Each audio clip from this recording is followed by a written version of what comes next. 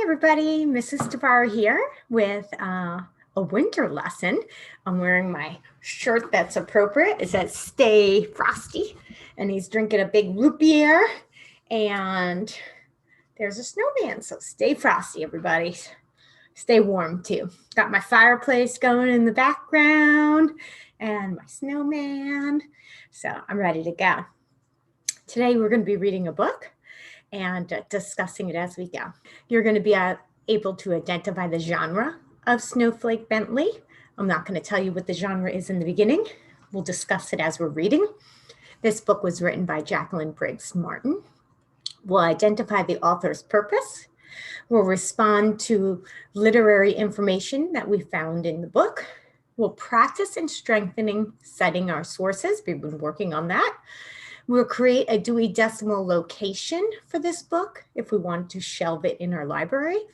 And we'll review the Caldecott Medal that is on the book. It did win the Caldecott. There's the symbol right there. And we'll review what that symbol means that we talked about in the past in library and how that could help you pick a book to read. And one of the things we want to make sure we always do is cite our source.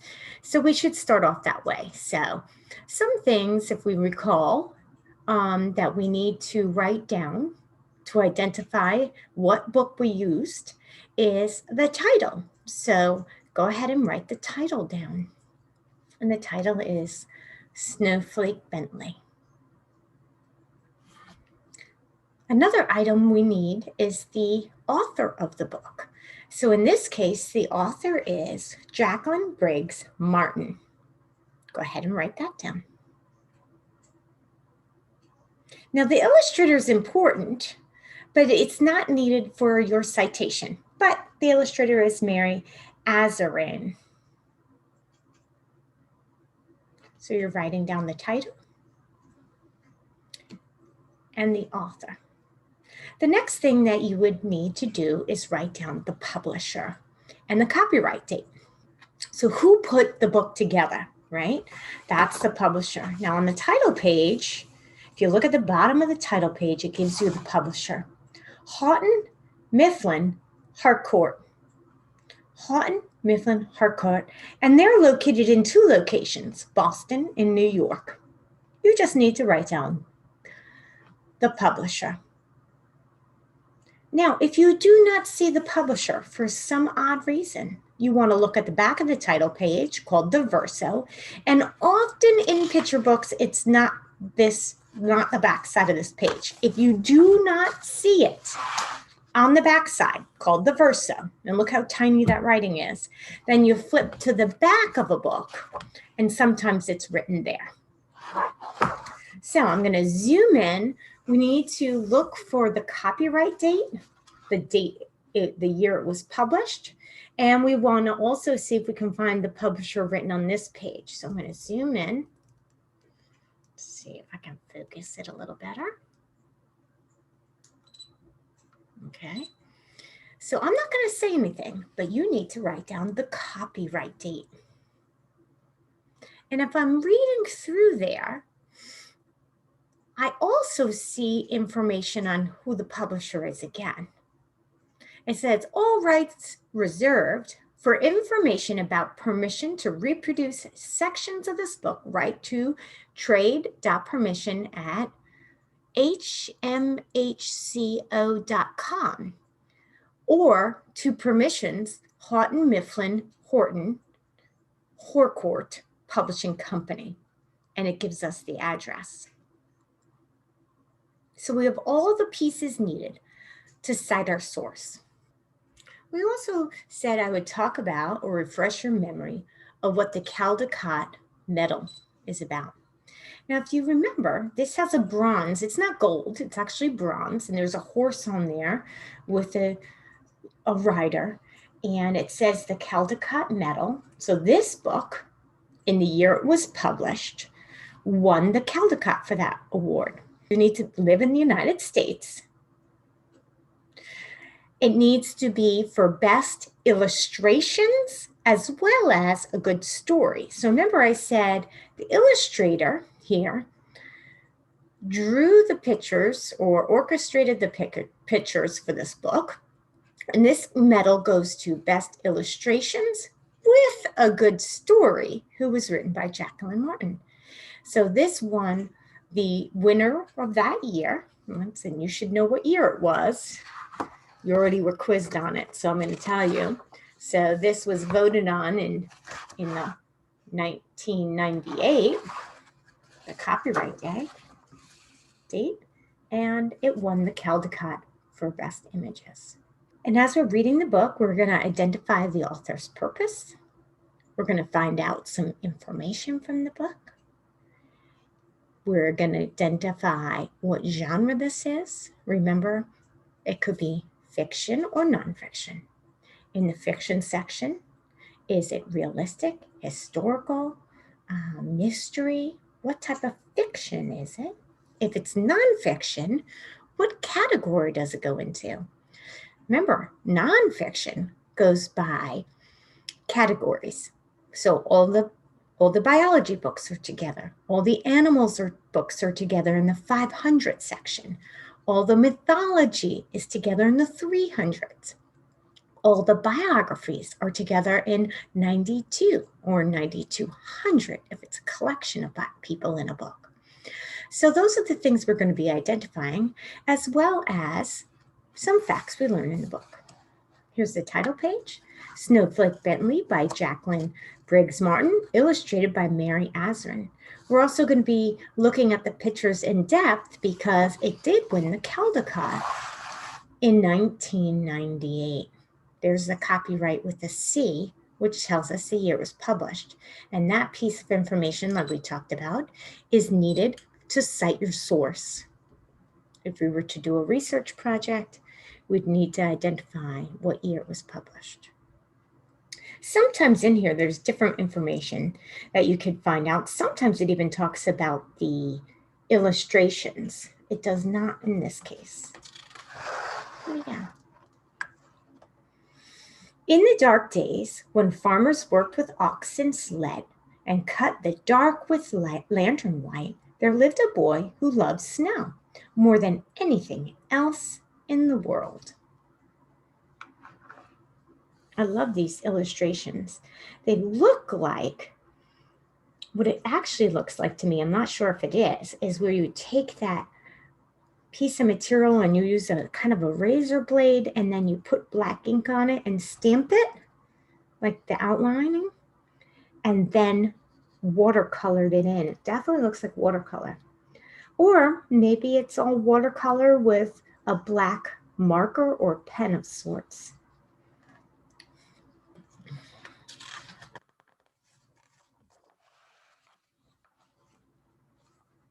He could net butterflies and show them to his older brother, Charlie.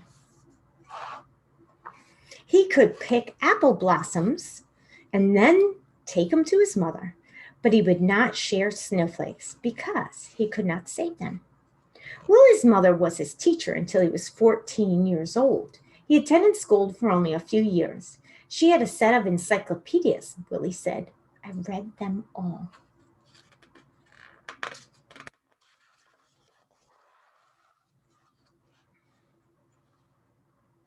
One mother gave him an old microscope. He used to look at flowers, raindrops, and blades of grass. Best of all, he used to look at it as snow. While the other children built forts and pelted snowballs at roosting crows, Willie was catching single snowflakes. Day after stormy day, he studied the ice crystals. So now we know that his name is Willie.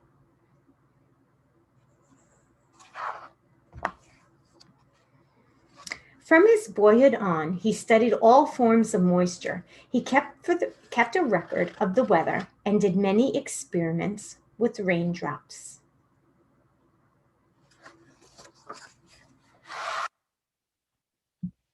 He learned that most crystals had 6 branches, though a few had 3. For each snowflake, the 6 branches were alike.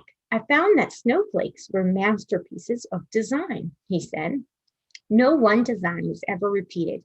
When a snowflake melted, just that much beauty was gone without leaving any record behind. Their intricate patterns were even more beautiful than he had imagined.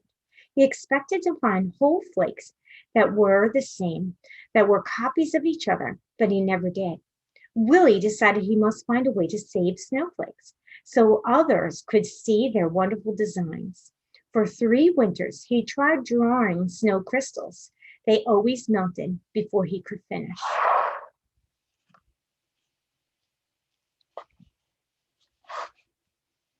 Starting at the age of 15, he drew 100 snow crystals each winter for 3 winters. When he was 16, Willie read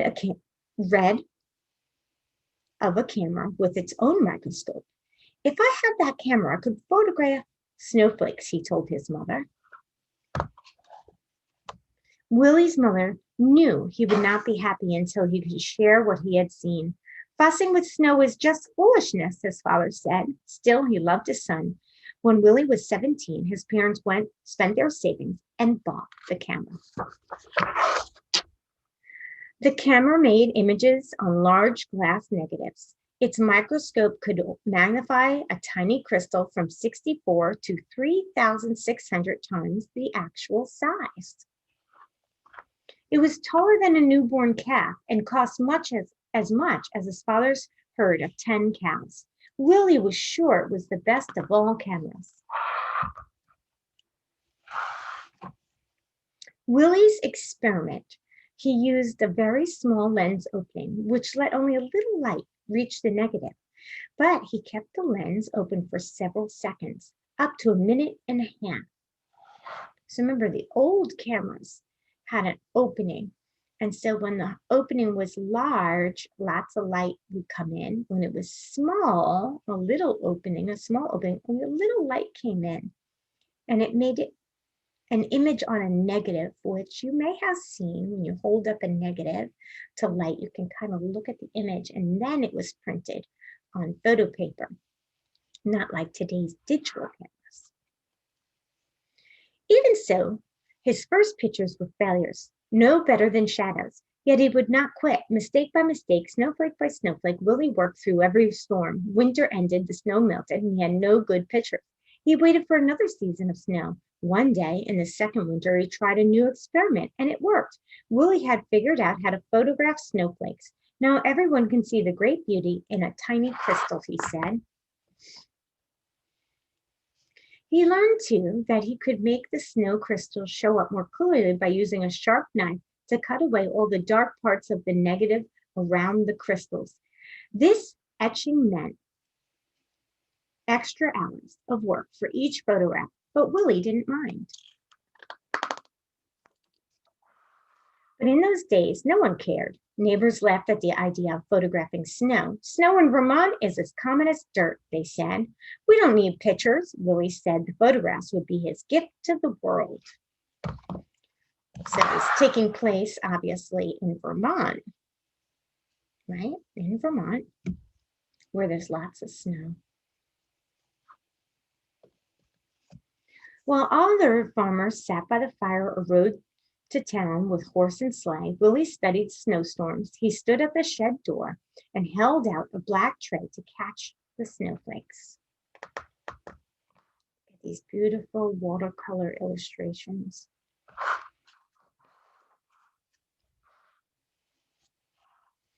He learned that each snowflake begins as a speck, much too tiny to be seen.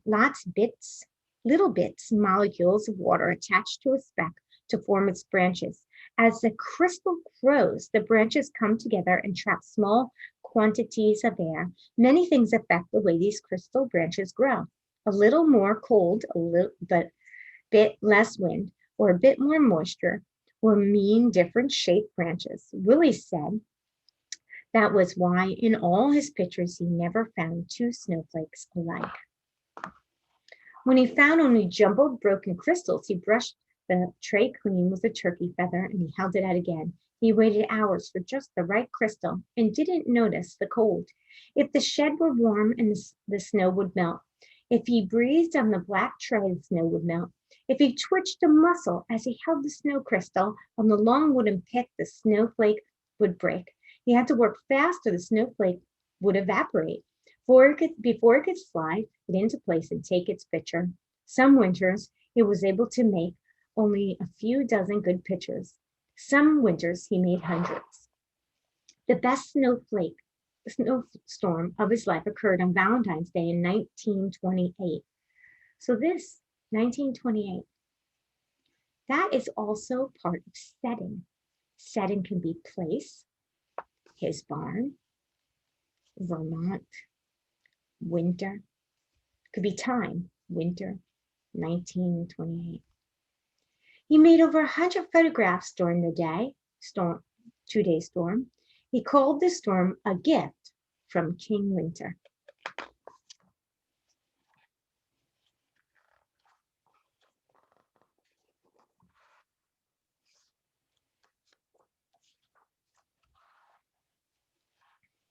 Willie's nieces and nephews lived on one side of the farmhouse that Willie shared with his brother Charlie. Willie often played the piano as they sang and shared stories and games with them. Willie so loved the beauty of nature. He took pictures in all seasons. In the summer, his nieces and nephews rubbed coat hangers with sticky pitch from spruce trees. Then Willie would use them to pick up spiderweb jewels with water drops and take their pictures. On full nights, he would gently tie a grasshopper to a flower so we can find it in the morning and photograph the new dew-covered insect. That does not seem very nice to that little grasshopper. There he is tying the grasshopper to the flower so we can photograph it in the morning with dew on it. Dew is water droplets, right? But his snow crystal pictures were always his favorites. He gave copies away or sold them for a few cents. He made special pictures as gifts for his birthday. He held evening slideshows on the lawns of his friends. Children and adults sat on the grass and watched Willie project his slides onto a sheet hung over a clothesline.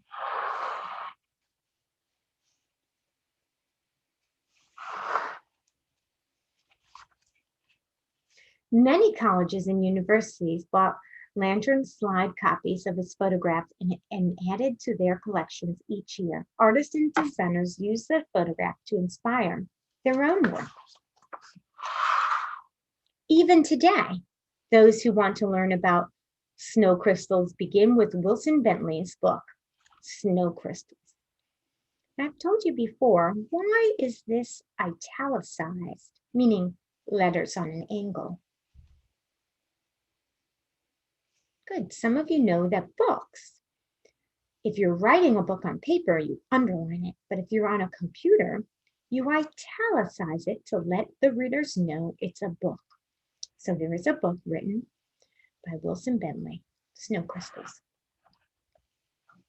He wrote about snow and published his pictures in magazines. He gave speeches about snow to faraway scholars and neighborhood skywatchers. "You are doing a great work," said a professor from Wisconsin. The little farmer came to be known as the world's expert on snow, the Snowflake Man.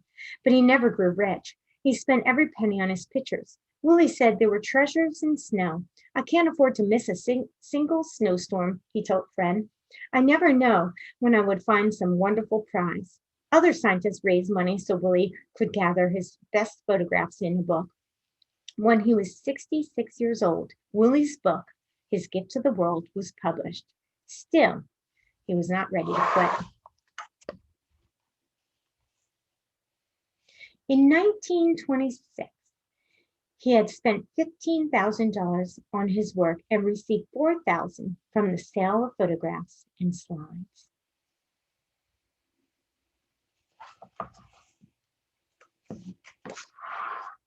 This beautiful illustration. Less than a month after turning the first page on his book, Willie walked 6 miles home in a blizzard to take more pictures. He became ill with pneumonia after that walk, and died 2 weeks later.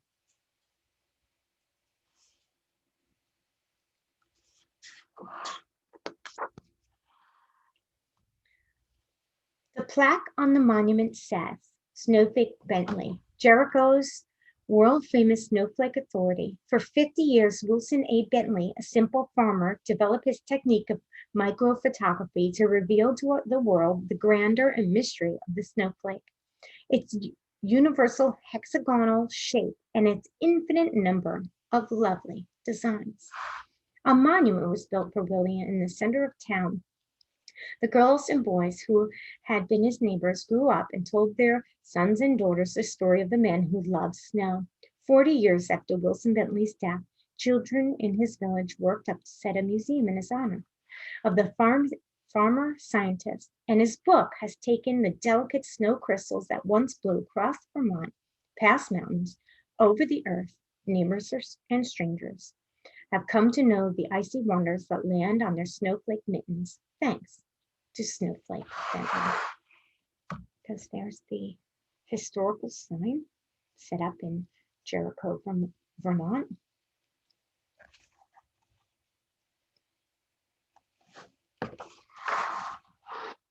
There's the back of the book. And there's Snowflake Bently with his camera.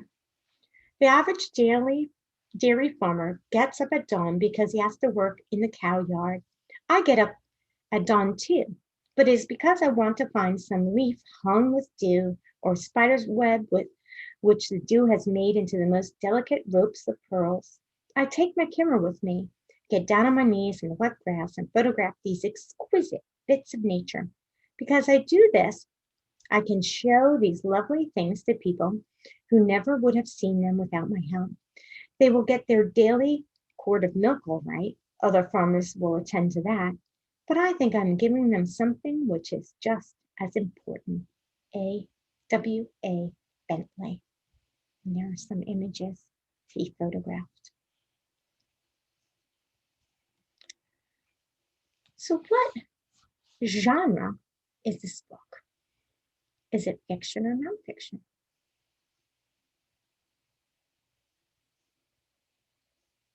Good, it was nonfiction. Where in the nonfiction, remember we studied Dewey Decimal numbers and we don't memorize them, but it's groups of books that are all on the same topic. What topic is this book on?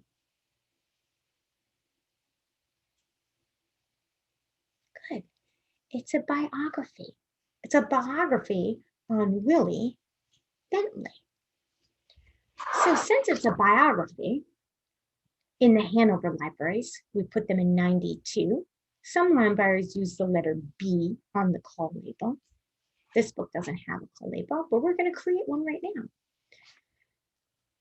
92, and then it's not by the author's last name. Biographies are not by the author's last name. You should know this. How are biographies put on the shelf? Yes, the person's last name they're talking about. So if I took my paper here and I took a pen,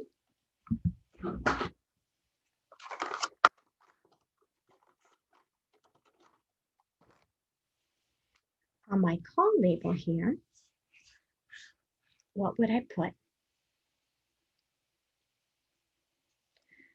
The call label would have 92.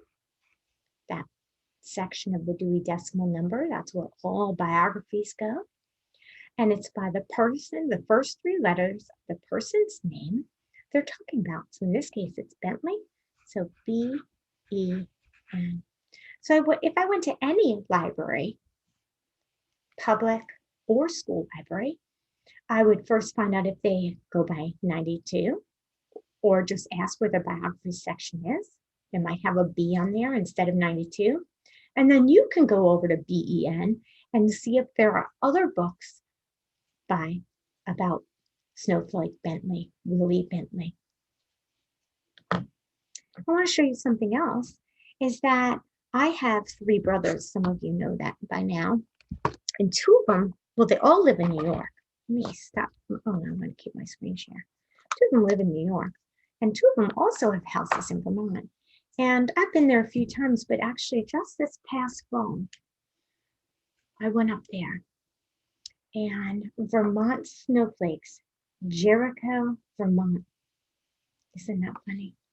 And I went into a store and I saw these beautiful snowflakes. There you go. And it has the year on it too. There it is, 2020. So I saw those hanging there and I'm like, oh, I totally want to buy one of those. And then I realized that these were Snowflake Bently snowflakes.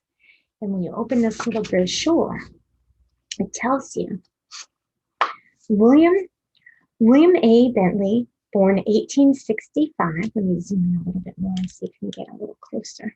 Here we go.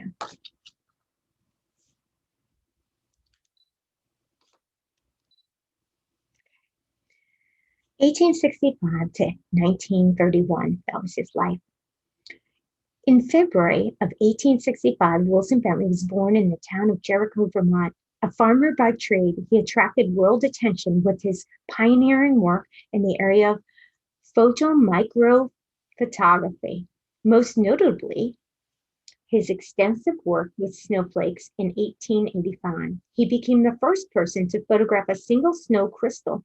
He would go on to capture more than 5,000 snowflakes during his lifetime, not finding any two alike. His work was acquired by colleagues and universities throughout the world. He published many articles for magazines and journals, including Scientific America and National Geographic. In 1931, his book Snow Crystals was published by McGraw-Hill and is still in print today. On December 23rd, 1931, Bentley died at the family farm in Jericho. Because of his wonderful work with the snow crystals, he became affectionately known as Snowflake Bently.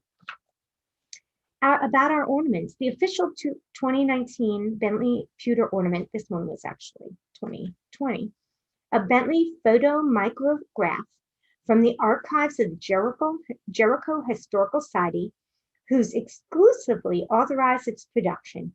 It is handcrafted and cast in fine pewter by Vermont's own Dartforth Pewter, exclusively for Vermont snowflakes. The original Bentley snowflake shown here is a stellar plate crystal with its solid hexagonal central plate surrounded by small triangular cutouts. A classic structured crystal which gives off the appearance of a wonderful, perfect snowflake. Vermont snowflakes will donate, and it talks about the donation. So they took his images every year. Now, this was my first one, but now I'm going to buy one every year. Every year, they take one of Snowflake Bentley's images and create an ornament for the tree. And there was how they came up with it and designed. So pretty cool. So what was the author's purpose of this book? If it's a biography, what was the author's purpose? Let's review. Well, the author's purpose was to give us facts, knowledge. So the purpose is to educate us on Willie Snowflake Bentley. Of course, we already told it was a biography. It's a specific type of biography. It's a biography told in story format. So that is literary nonfiction. And of course, it won the Caldecott in the year it was published for best illustrations and stories. I hope we get to see a lot of snow this year and go sleigh riding. What is your favorite thing to do in the snow?